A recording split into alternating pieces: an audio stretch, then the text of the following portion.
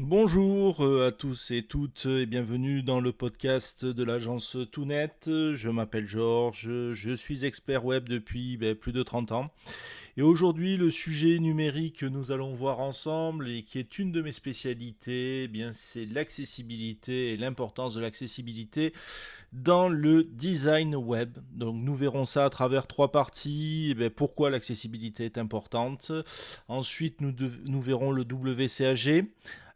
Et pour finir, nous verrons une liste d'outils sur l'accessibilité.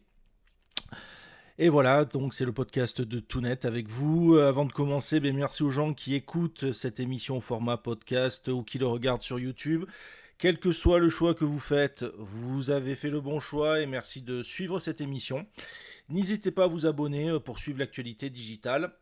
Et on commence donc tout de suite pour pourquoi l'accessibilité est importante. Alors la première chose, c'est une conformité légale et réglementaire dans plusieurs pays dans le monde. Alors par exemple que ce soit aux États-Unis avec le Americans with Disabilities Act, ce qui s'appelle aussi le ADA, qui impose des exigences d'accessibilité aux sites web américains.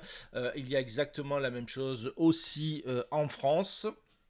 Et je vous dis, à travers, il y a beaucoup de pays effectivement qui se sont dotés d'une législation sur cette question-là.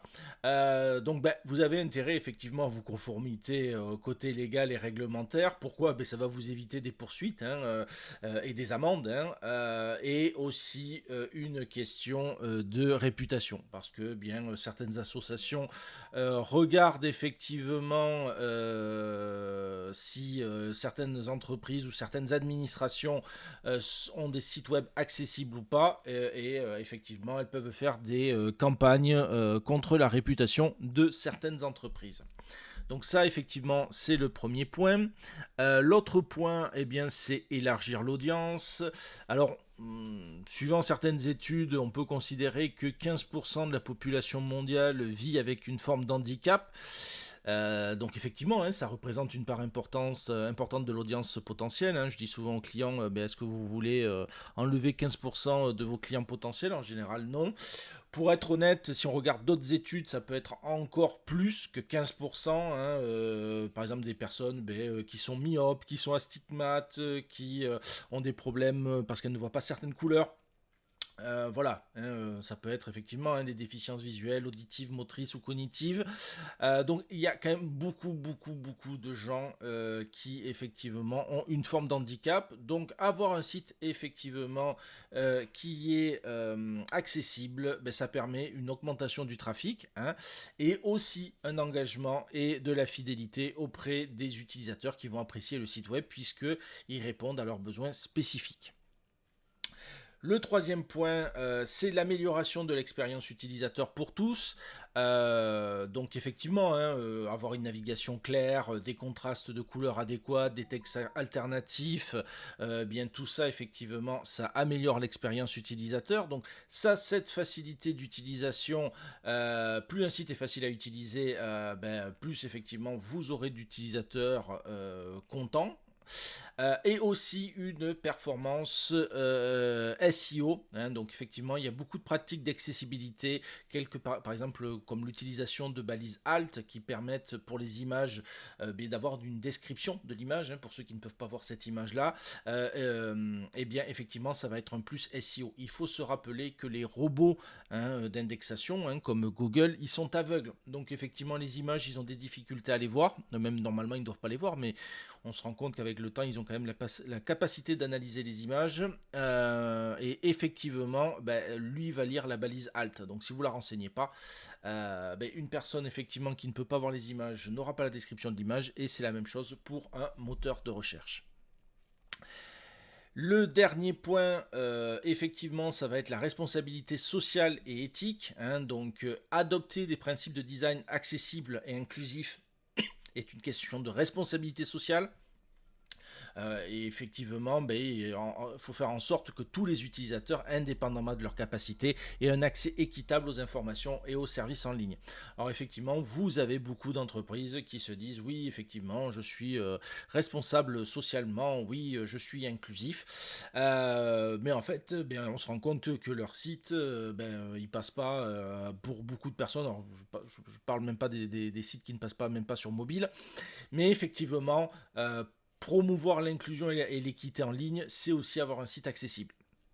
Et ça permet aussi d'avoir une réputation positive, puisque une entreprise qui fait ces efforts-là, avec aussi après, pourquoi pas, une campagne, voilà, ça permet effectivement d'améliorer l'image d'une entreprise. Donc ça, c'est pourquoi l'accessibilité c'est important. L'accessibilité repose sur des principes. Le premier principe, c'est être perceptible, hein. Les informations et les composants d'une interface utilisateur doivent être présentés de manière à ce que les utilisateurs puissent les percevoir. Donc là, c'est un exemple que j'avais donné, c'est le texte alternatif pour les images, mais ça va être aussi par exemple le contraste des couleurs. Par exemple, éviter d'avoir un fond blanc avec un texte gris clair, parce que le contraste n'est pas suffisant et les gens auraient des difficultés à le lire. Il y a le deuxième point, c'est il faut que votre site soit utilisable, hein, pour être accessible. Donc effectivement, les composants de l'interface utilisateur et la navigation doivent être utilisables par tous les utilisateurs. Donc ça veut dire quoi? Ça veut dire que par exemple, il y a des gens qui n'ont pas accès aux souris parce que il faut pouvoir naviguer à l'aide d'une navigation clavier, hein, juste avec le clavier. Donc ça aussi, ça fait partie des choses très importantes au niveau de l'accessibilité. Un point qui pour moi est très important et très souvent sous-estimé, c'est il faut être compréhensible. Donc les informations et l'interface utilisateur doivent être compréhensibles pour tous les utilisateurs. Alors par exemple, ça va être l'utilisation des logos. Les logos, c'est souvent un piège. Mais les textes aussi. Souvent, les textes, oui, peut-être que ça parle à l'entreprise, mais ça ne parle pas à une partie des clients. Donc ça, c'est des choses sur lesquelles il faut faire très très très attention et il faut travailler si on veut avoir un site qui est accessible. Après, le dernier point, c'est robuste. Le contenu doit être suffisamment robuste pour être interprété de manière fiable par une large gamme de navigateurs de différentes technologies, que ce soit des téléphones, des desktops, des navigateurs, des euh, operating system. Effectivement, tout ça fait que votre site il doit pouvoir fonctionner sur le maximum de technologies. Donc ça, c'est pour le premier point. Le second point que l'on va voir ensemble, c'est les directives WCAG, donc qui veut dire Web Content Accessibility Guidelines. Alors ça, effectivement, c'est une norme internationale qui est faite par le W3C, qui est le World Wide Web Consortium. Alors cette entité, en fait, c'est une entité qui regroupe, par exemple, Microsoft, qui va regrouper Facebook, qui va regrouper Google. Donc effectivement, ce sont tous ces acteurs du web qui sont regroupés au sein du W3C et qui ont fait le WCAG, qui sont effectivement des directives pour l'accessibilité. Alors aujourd'hui, on ne parlera pas du RG2A, qui sont effectivement les directives accessibilité France, mais il y aura très certainement un autre podcast dessus. Par contre, ce qu'il faut bien comprendre, c'est que le RG2A français repose énormément sur le WCAG. Hein, c'est normal, il repose sur les directives faites par les leaders et les acteurs numériques. Donc effectivement, les piliers, on va les retrouver. Le côté perceptible, on va retrouver effectivement, par exemple, tous les éléments d'adaptabilité du contenu, hein, qui puissent fonctionner suivant les informations ou suivant la structure, les contrastes de couleurs, l'utilisabilité, avec tout ce que j'expliquais, hein, de navigation accessible, le côté compréhensible, le côté robuste. On va retrouver ces piliers effectivement dans le WCAG. Donc ça, effectivement, le WCAG a une suite d'outils et de règles et de directives pour savoir si un site est accessible ou pas, et effectivement avec des exemples, des grilles qui vont permettre effectivement d'évaluer ces points-là et de savoir si un site ou non n'est pas accessible, et surtout comment corriger ces points-là. Donc ça, effectivement, c'est tout un travail, hein, les audits d'accessibilité. Et effectivement, après, on met en place des correctifs où on fait... Alors ça peut être des correctifs techniques, ça peut être des correctifs liés au contenu, hein, mais de telle sorte, effectivement, que le site soit le plus accessible possible. Pour être honnête, avoir un site 100% accessible, c'est pratiquement impossible, hein, parce qu'il y a énormément de règles, mais le but effectivement c'est de répondre au maximum aux directives du WCAG ou du RG2, hein, tout dépend les directives que vous prenez et sur lesquelles vous voulez vous baser. Mais voilà, avoir un site 100% accessible, c'est pas possible, ou alors sinon il va être très light, hein, au niveau très léger, hein, au niveau des ressources et des fonctionnalités. Là, le but, bien, c'est aussi de voir quels sont les outils, hein, pour tester cette accessibilité-là. Donc, on va voir quelques-uns ensemble. Le premier, effectivement, il s'appelle Wave, donc pour Web Accessibility Evaluation Tools. Donc, effectivement, Wave est un outil en ligne qui a été développé par WebIM et qui permet, bon, bien sûr, hein, d'évaluer l'accessibilité des pages web. Effectivement, l'avantage, c'est qu'il a une analyse visuelle, hein, il affiche les erreurs directement sur la page web avec des icônes et des indicateurs visuels. Il fournit des rapports détaillés, hein, avec les problèmes d'accessibilité et des recommandations pour les résoudre. Il a un système de plugin sur le navigateur, par exemple sur Chrome ou Firefox, qui va vous permettre effectivement d'analyser une partie des problèmes d'accessibilité de votre site web. Donc l'avantage de Wave, eh bien, il est facile à utiliser, il a une interface visuelle assez intuitive et il permet de voir instantanément les problèmes d'accessibilité sur une page. Après, il a un inconvénient, mais pour être honnête, c'est le problème de la majorité des outils d'accessibilité. Ne croyez pas qu'il existe des outils d'accessibilité qui soient automatiques et qui fassent tous les tests. Donc effectivement, il y a des fois, eh bien, il y a certains points d'accessibilité, il ne les verra pas ou il les identifiera mal. Donc vous aurez pas... l'outil miracle n'existe pas, hein, Wave en fait partie, hein, dire que, oui, il y a des fois, il est très bien pour les points qu'il est capable d'évaluer. Il y en a d'autres, effectivement, il sera incapable de les faire et on sera toujours obligé, dans un audit d'accessibilité, de faire un travail manuel. Le second outil que je voulais voir avec vous et échanger, c'est Accessibility. Donc c'est un outil qui est développé par DK System. C'est un outil aussi, hein, de test d'accessibilité des pages web. Et lui aussi est disponible sous forme d'extension Chrome et Firefox. Alors là, l'avantage, il permet de faire des tests automatisés. Ça c'est quand même très pratique, surtout si il y a les audits, c'est très bien, mais après si vous avez l'habitude de faire évoluer votre site et que vous voulez éviter les régressions, bien avoir des tests automatiques, ça permet effectivement d'avoir des petits warnings quand vous faites des mises à jour de votre site, autant que ce soit du contenu ou des nouveaux composants, pour qu'ils vous alertent sur effectivement une régression sur votre site. Donc ça effectivement c'est pas mal. L'autre avantage de Accessibility, ce qui est logique, il s'intègre très bien avec des workflows de développement, hein, je répète, pour faire par exemple des tests unitaires ou des tests d'intégration continue avec des équipes de développeurs ou avec des équipes de testeurs, voilà, hein, pour toujours garder un niveau cohérent d'accessibilité, très intéressant.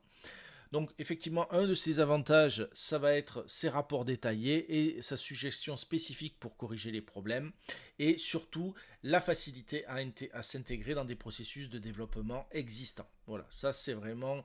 Après, effectivement, si je dois comparer X Accessibility à Wave, X et comment dire, Axe est plutôt pour un public de professionnels, hein, pour être honnête. Mais bon, ça fait partie quand même des outils intéressants à connaître si on fait des tests d'accessibilité, voilà, dans un processus de développement. Le troisième que je voudrais voir avec vous, bon, lui, ça fait partie un peu des piliers de l'accessibilité, enfin, pas que, hein, je vais être honnête, c'est Lighthouse. Alors, Lighthouse, ben, vous devez le connaître parce que c'est un outil open source développé par Google. Donc, alors, ça permet d'auditer la performance. On pourrait faire 10 podcasts, hein, rien que sur Lighthouse. La performance, la qualité, l'accessibilité des pages, parce qu'il faut pouvoir arriver à le décrypter. Voilà, bon, il est intégré dans les DevTools de Chrome, hein, donc c'est vraiment un outil Google. Alors, l'avantage, effectivement, on peut faire des audits multiples d'accessibilité, de performance, de SEO. Voilà, on a des rapports effectivement détaillés avec des scores et des recommandations spécifiques. Et c'est vrai qu'il est très, très, très, très, très, très simple d'utilisation. Bon, son avantage, son inconvénient, on va dire, c'est que c'est un outil polyvalent. Il y a des moments, il vaut mieux avoir un outil spécialisé comme Wave ou Axe que d'avoir un outil qui fait un peu tout et n'importe quoi. Et il y a des moments, il y a il y a des moments, il faut interpréter ce qu'il va nous donner, hein, honnêtement, comme résultat. Donc, il ne faut pas non plus prendre à la lettre ce que Lighthouse donne dans ses rapports. Il y a des moments, il faut comprendre il est quand même il revient sur des points d'accessibilité assez basiques, hein, pas très complexes. Donc voilà, c'est vrai que ça donne une première idée. Alors souvent, effectivement, nous on a des clients qui arrivent et qui nous montrent des extraits de Lighthouse. Oui, ça donne une idée, mais bon, pour moi, c'est pas non plus l'outil de performance ultime ni l'outil d'accessibilité ultime, non plus pour le SEO, hein, pour être clair. Mais bon, voilà, ça peut donner déjà des pistes et des idées pour avoir un état de la performance et de l'accessibilité de son site web. Alors après, il y a Joe. Alors Joe, J-A-W-S, qui est Job Access with Speech. Donc lui, c'est un lecteur d'écran populaire, hein, utilisé par les personnes ayant des déficiences visuelles. Donc là, effectivement, moi par exemple, je l'ai installé, hein, sur ma machine. Pourquoi? Parce que il permet de tester comme les utilisateurs de lecteurs d'écran interagissent avec un site web. Donc effectivement, il y a tout un système de synthèse vocale, hein, il lit le contenu de la page, hein, à haute voix. On peut aussi naviguer au clavier. Et il y a même un support en braille. Alors, pour être honnête, le support en braille, je ne l'ai jamais utilisé. Mais effectivement, faire une phase de test, notamment dans l'audit d'accessibilité avec cet outil, bon, ça fait partie des incontournables. Et c'est là où on peut se rendre compte qu'il y a des fois, surtout des problèmes de navigation. Pour être honnête, si vous avez certaines navigations en JavaScript, alors oui, elle est très jolie, mais alors par contre, navigabilité au clavier ou avec la synthèse vocale, voilà, plus après l'ordre de la manière dont il va lire, enfin il y a des moments où c'est là où on va se rendre compte qu'il y a peut-être des problèmes au niveau du design du site, quoi. Donc il y aura peut-être des points à revoir. Par contre, effectivement, bon, ben, c'est assez coûteux, hein, par rapport aux autres outils d'accessibilité et il faut quand même une certaine courbe d'apprentissage pour utiliser efficacement cet outil-là. Mais pour être honnête, hein, tous les lecteurs d'écran demandent quand même une certaine courbe d'apprentissage, hein, voilà. Mais voilà, ça c'est vraiment, si vous avez la possibilité, essayez-le. Un autre que je bon, hein, pour faire un peu une comparaison, c'est NVDA, donc c'est Non-Visual Desktop Access. Donc NVDA, c'est aussi un lecteur d'écran, sauf que lui, il est open source et il est pour Windows. Voilà, donc pareil, il va lire le contenu des pages web à haute voix, il va permettre la navigation, pareil avec le support braille. Bon, voilà, c'était pour vous le présenter, voilà, pour vous montrer une autre facette, effectivement, un autre outil, hein, lecteur. Après, c'est comme tout, hein. Il faut tester, il faut essayer, voilà. Mais l'accessibilité, effectivement, est un sujet. Moi, ça va faire voilà 30 ans que je travaille dessus. C'est ma spécialité, l'accessibilité et l'ergonomie. Donc voilà, hein, très certainement, il y aura d'autres podcasts sur ce sujet-là. Et donc c'est sur ces dernières paroles, hein, que se termine ce podcast de Tout Net. Merci de l'avoir suivi et j'espère qu'il vous a plu. Mettez un pouce ou un commentaire pour que l'on continue d'échanger sur le sujet. Et je vous dis à bientôt.